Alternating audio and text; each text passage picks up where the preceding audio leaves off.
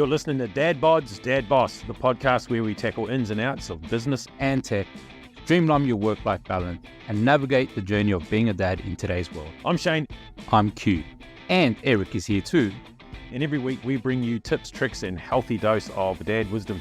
Ready to boss your business and your life. Let's dive in.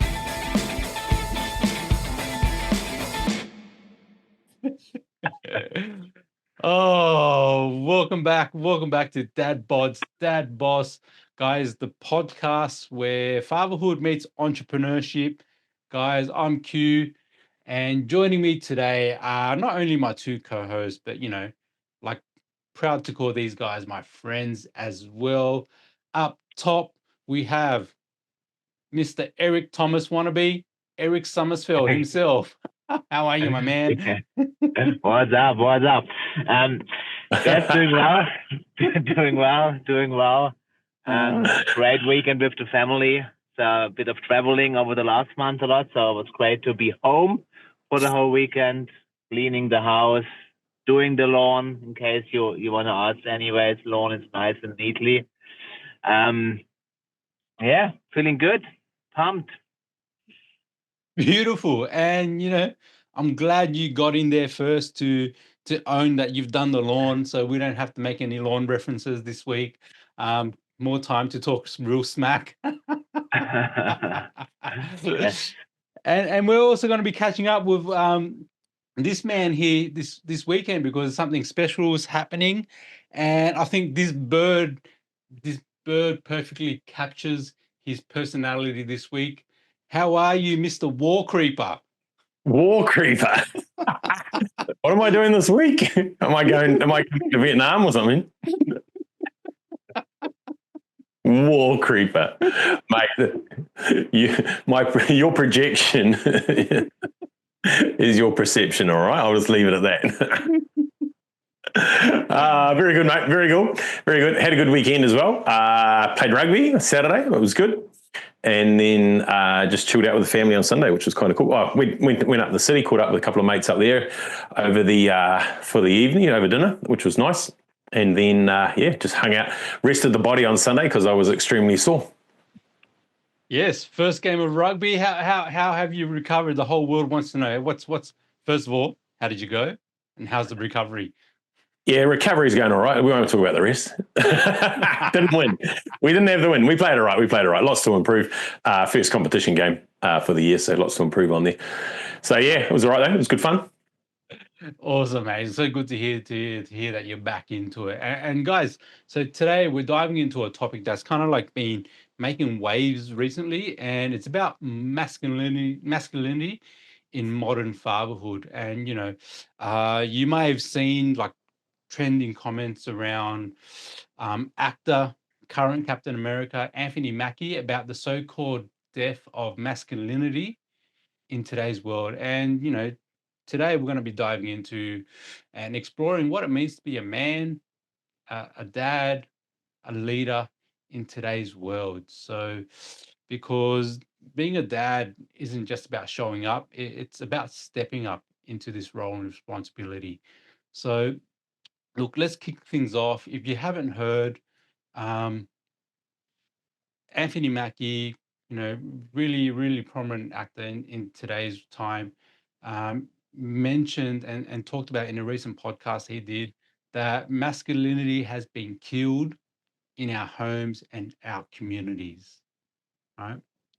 But the question I want to ask is like, what does masculinity even mean in 2025? Right? Is it still about being a provider, or is it something deeper? So, love to unpack this with you guys. Shane, especially growing up, and living in a so-called masculine dominated industry, being a farmer before stepping into the coaching space, how do you personally define masculinity as a father and as an entrepreneur? Oh, that's a good question. Never asked myself the question, actually, if I'm going to be honest. But how would I define it?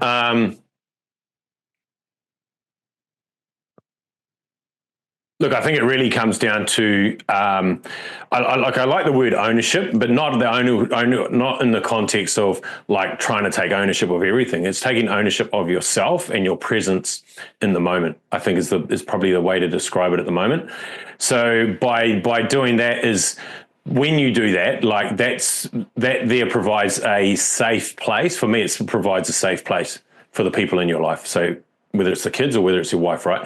So for me, the masculinity is around how do you provide the safe place without the bravado or the arrogance of which can easily come across through the masculine, through masculinity in the eyes of some people. It could be like, oh yeah, I've got to be the boss, I've got to be the man, and all that kind of stuff. Like that's not masculine energy. That's just arrogance or cockiness or whatever you want to call it, right? But I like to think of it as being a calm sort of energy that provides that safety, provides that where there's just a reassurance. It's like nobody's like, oh, look at that guy showboating. It's just like, oh, wow, that guy's really safe. That guy's owning where he's at right now, and that guy's confident within himself. And there's a difference between confidence and arrogance for sure. And it's just like that self-confidence within himself, which then provides a safe place for us as fathers, as for the kids, and then obviously for our wives as well. Yeah, mate. And I think the word that you were looking for is douchebag, right? I had a bit more vulgar word in my mind, but I thought, this is PG rated. but it's so true, right? And it's the really, as you mentioned there, like the really guys who are really confident and assure themselves have that aura, right? And they don't have to say much, and then they have to do much. But when they do speak or when they do something, it's powerful and it's weighted, and we pay attention. Whereas those other guys, generally, and you would have seen it, and I'm sure you've experienced this as well, as those guys who are just yelping and just putting on the act. The people who kind of like yell more have kind of like a hiding something, right? Or that insecurity is causing them to project even louder than they need to. Mate, Eric and I live not too far from Campbelltown, mate. We've seen that stuff all the time. You're part of that crowd. That's my Friday night digs down there, mate. Oh, I love it, man. Love it. And for yourself, Eric, like, growing up, single, I guess single parent, but your grandparents around, you've got little Sophia. Do you still believe like traditional masculine traits, like being a protector or a provider, are still relevant in today's world? 1,000%, yeah, 1,000%. Still believe it's about being the protector, being the provider. And when you think about being the protector, there's something about physically, being like in good shape, being able to defend your family or like for any possible threat, and then mentally as well. I think mentally, in a way of the world's maybe gone a bit crazy on a bit in an interesting direction over the last years, and just being able to live by certain values and morals, that I see as important. Let's say as the man, as the leader of the household. That's the protection part, and then the providing part would be financially being able to provide by financially. I just think it's still important, not the only important thing. Maybe our fathers or grandfathers, it was the only important thing was to provide, to be sure food is on the table and the house is over the roof. And then I think one step more of that is the emotional, being able to be emotionally there, similar to what Shane said about being safe or creating this sense of safety for for everyone in the family, for your spouse, for your kids, being able to be emotionally there. I think that's something, when we speak about being able to communicate, speak about your feelings, all of that stuff, knowing how that to do. But then maybe that goes a bit too far sometimes as well. So it's this combination out of all of these components, I would say, And again, comes back to, working on yourself and showing up as the best version of yourself, giving your family the best version of yourself, physically, mentally, emotionally, financially, spiritually, whatever area you want to look at. And that's really the role of the masculine man nowadays. Yeah, mate. There's so many boxes to tick, right? In providing that masculine quality this day. But one thing you left off the box there that's really important is to make sure that you look after your garden, your lawn as well. 100% masculinity Very tick. important. Very important. Yeah, very important. That's number 5. Yeah, I thought it's for the VIP bonus section at the end. We wanted to put it in, but yeah, we can share it with everyone. No worries. It says the optional box.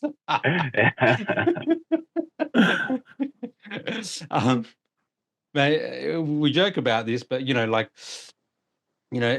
growing up, it's part of doing the lawn was like the man's job, right? And something then that Mackie talks about is raising his sons with strong values like humility, respect, and responsibility. So, as business owners and as coaches, we know that leadership at work often mirrors leadership at home, right? So there's a correlation between, and there's a balance between man of the house and the boss at work. So, Eric, staying with you, right?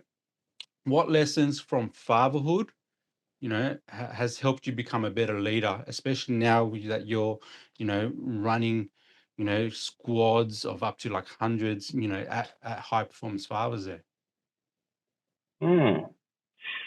Well, I think the awareness, it's all about awareness, being conscious, knowing what's actually happening, understanding what others need. And I guess when you grow up, it's mostly about yourself. Then you start a family. Then you have this little thing there that you have to take care of when it really needs you. But then you learn how to look out for more than just yourself. So I think that's relevant in the work sense, right? Because then your clients or the people in your team, they're obviously important to keep everything alive. So I think that's a big one. So it's bigger than yourself. I guess when you're younger, it's all about yourself and you want to grow and you want to do all of the things and achieve all of the things. So it becomes more about others and how can I be the best for them. And it's still about yourself, like I said before. You still want to show up as your best, but that's a bigger motivation. Maybe that really helped me. That I know when I show up in a certain way, I can influence. I can lead better. Maybe that's a big one. Yeah, I'll leave it there. Yeah, awesome, mate. Influence a key word there. And one of the things that Mackie talks about was, getting his sons to step up when he's away for work, right? And whether we agree with how he's gone about it or not, that's a different conversation. But with Shane, you've got Hamish, you've got Cody, who are now adults themselves. You've got little Ezra there. Yeah. How do you instill leadership qualities in your kids while you're running a business, while you're doing your day-to-days and making sure your business is still doing what it does? I think it probably comes back to what we always talk about, is just by being the example. Most definitely for while they're little, being the example. I mean, and while they're big as well, for sure. But with the older boys, it's about having conversations now because they're in their 20s. So it's more of a conversation around how to be self-leaders, how to lead themselves, like especially with Cody, like moving out. Hamish moved out as well, actually. So no, this is relevant to both of them. Moving out, managing their finances, managing their own life, all that kind of stuff. So having conversations about how can they lead themselves, not be reliant on, mum or me or someone else all the time, take self-leadership, and then subsequently that'll roll on to them being able to be leaders in their communities. If they do decide to set up a business, it doesn't have to be a coaching business, but a business of some description, they can then pass on the self-leadership lessons to other people in their company and stuff like that as well. So being an example, and then teaching them self-leadership for me would be the two key elements in order for them to be able to be the best versions of themselves. Yeah, mate, awesome. And then while you're there, on the same theme, now that you've, you know, done it with your older ones, what's going to be different, or will it be different with Ezra there as well now? Oh, it's a good question, because I always think about like stuff with Ezra now. I don't remember hardly any of that with Cody and Hamish about the different stages, even just at them growing and doing different things at different ages. Like I don't really remember the other boys doing that. I mean, they obviously did, but it's I think I'm just more aware of it now because of the knowledge that I have of, well, first raising two boys, but then the other knowledge that we've all learnt through the other different trainings and seminars and courses that we've done. So what's the path forward now for Ezra? I don't know if I have a plan on that yet, but I just know that I'll be more aware of being able to help him at different stages of life, because even like I couldn't lay out what's the best way to create a great leader. What do we need to do when he's 2? What do we need to do when he's 4? What do we need to do when he's 8? Like, I don't know the answer to that, but I'm just more confident in myself being able to pull out the right thing at the right time to help him with whatever he's going with. Yeah, sweet, man. That's so cool. And then I love what you said there about getting your especially to your elder ones, and I'm sure you're gonna do the same with Ezra, but like self-leadership, right? Leading themselves, and that's kind of like I guess an aspect of self-leadership is responsibility, and responsibility is a common theme during this interview that I heard from Anthony Mackie in his parenting style, in that he even makes his 15-year-old son like the man of the house when he's away working. Yeah. So for me, that kind of like, and that's something that we did growing up, right? I'm sure we were man of the house when we were like 8, 9, 10 growing up, right? So it raises, for me, it raises an interesting question, because this is something I talk about with Carly all the time, because we want to teach our boys responsibility, but without overwhelming them as well. So from your experience, Shane, like what are some practical ways to teach responsibility to your kids?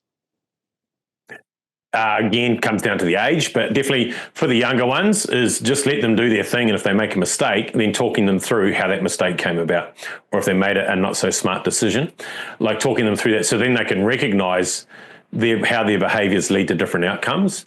And then also just having that conversation around how can they make smarter, wiser decisions.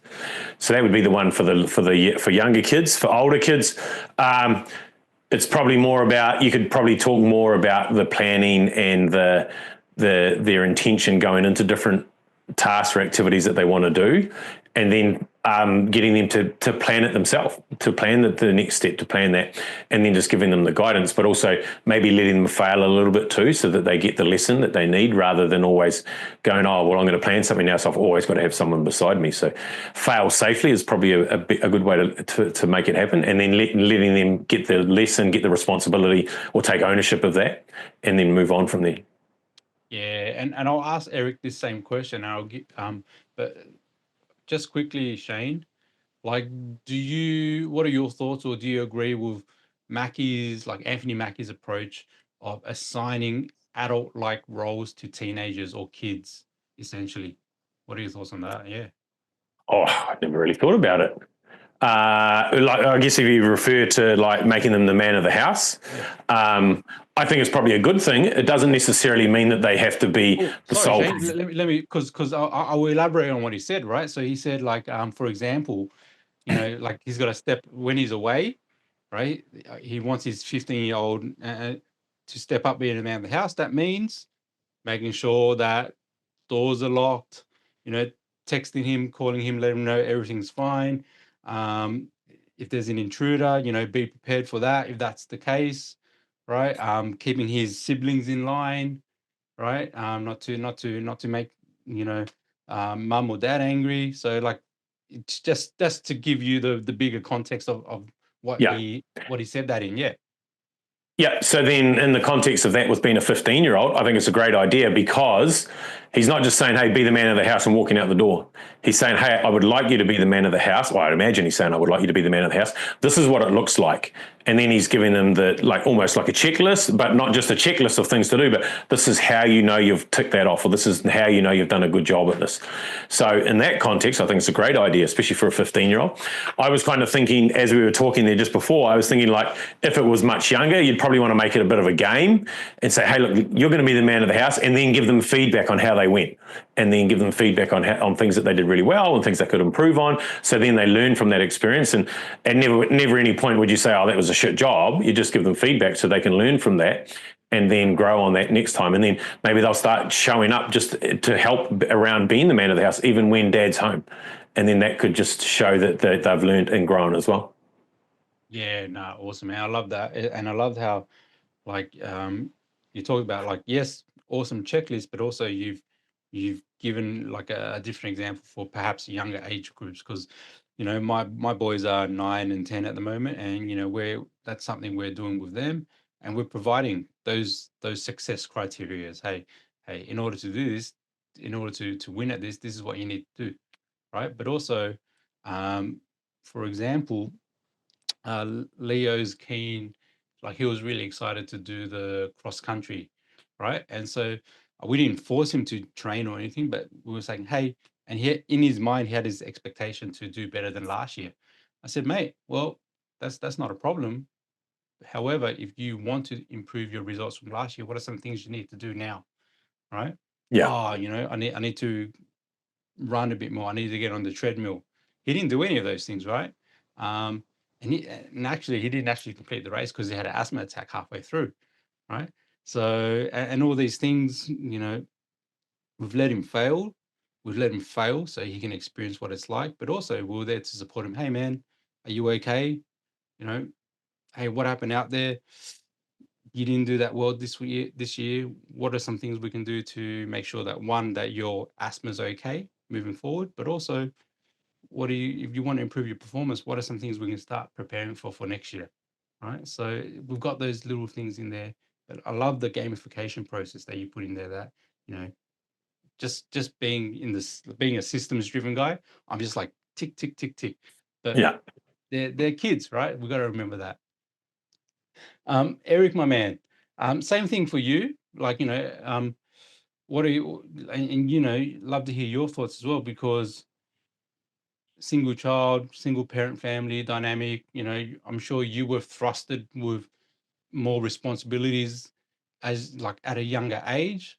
So what are your thoughts on giving, adult like responsibilities to kids or teenagers, but also while you're there, like how do you balance giving kids responsibilities while still allowing them to enjoy their childhood as well? Yeah, from my personal experience, raised only by my mom.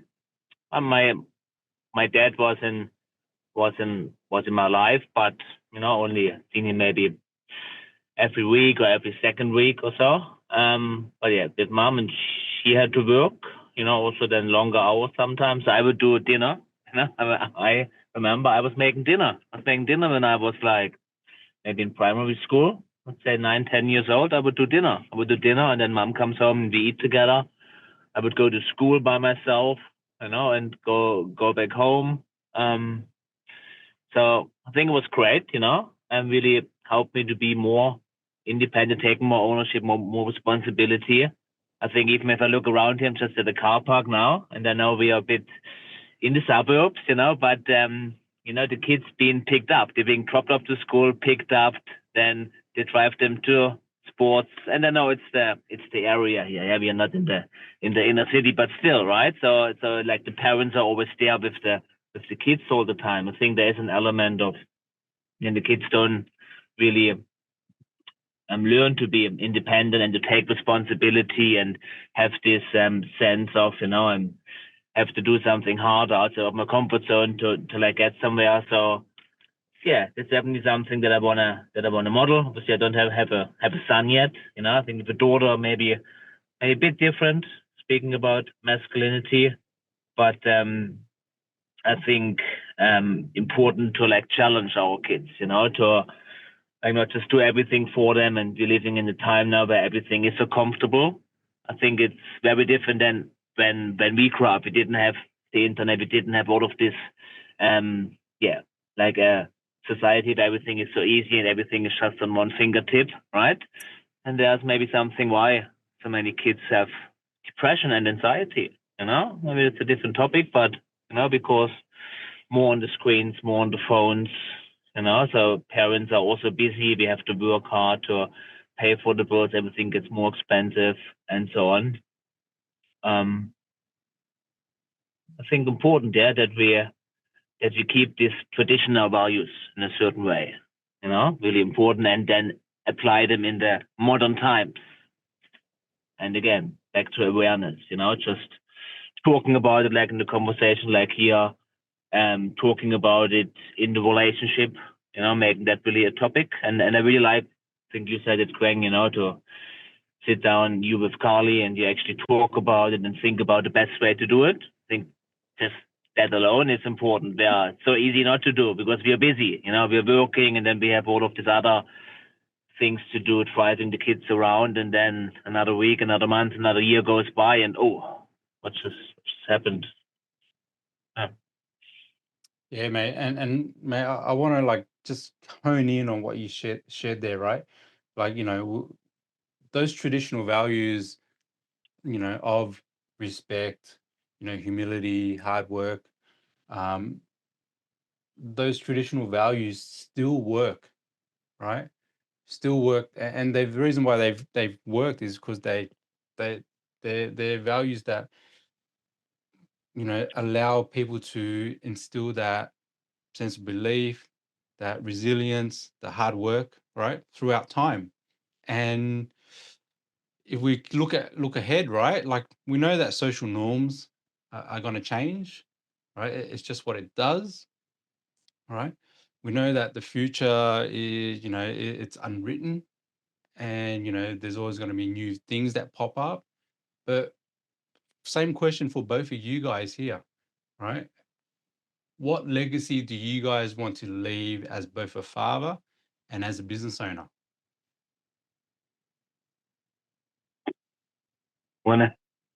I can quickly start on that. There's something that we maybe speak about in High Performance Father. It's not just the legacy that you want to leave; it's a legacy that you want to live while you're alive. I think that's what a lot of fathers in particular, a lot of men get wrong. Right? They're working really hard and doing all of this stuff for the family and to build their legacy, but it's about living your legacy already, leading by example, and then raising your kids in that way that you described there. I will actually listen to the podcast, share the episode later with me. I think somebody else told me about it. But like already doing it now. It's not like, the legacy that you leave behind. You're already living it. And that's what you install in your kids. And then they have a great life and a great future and the next generation and the next generation. So that's what I see for the legacy. So it's already starting now by me, here and now, what I do and what I don't do. Yeah, awesome, man. So true, so true, so true. And Shane. Yeah, no, I totally agree. And as you talk about that again, comes back to just living by example, leaving living the legacy, like Eric said, then leaves the legacy because you've lived by example. You've showed what's possible, and then I guess what's the big thing I want to leave is just I guess kids that are aware of themselves and the way they show up. The way you show up is what people remember. It's what people remember, but it's how the way you show up is a direct reflection of the outcomes that you get as well in life. So just showing up to be the best version that they possibly can be, and that I'm just going to do whatever I can to give them the opportunity to learn and be the best versions that they can be, so that they become good citizens, they become great people, husbands, and all that kind of stuff as well. So just really leaving kids that are very aware of, I say kids, but adults, because they'll be adults, like leave it very aware of who they are, what they're doing, and what happens when they do what they do.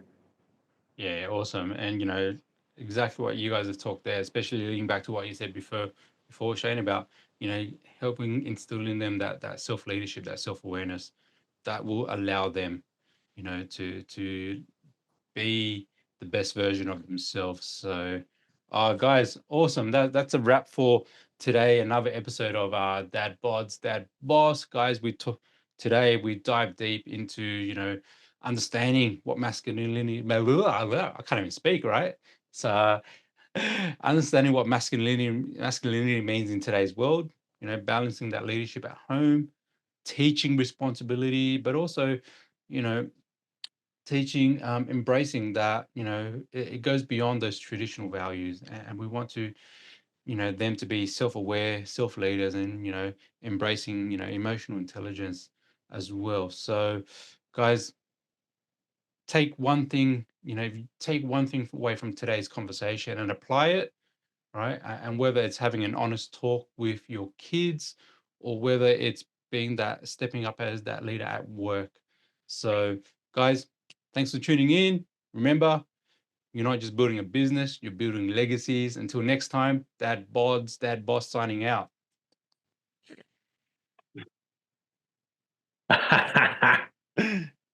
Love it.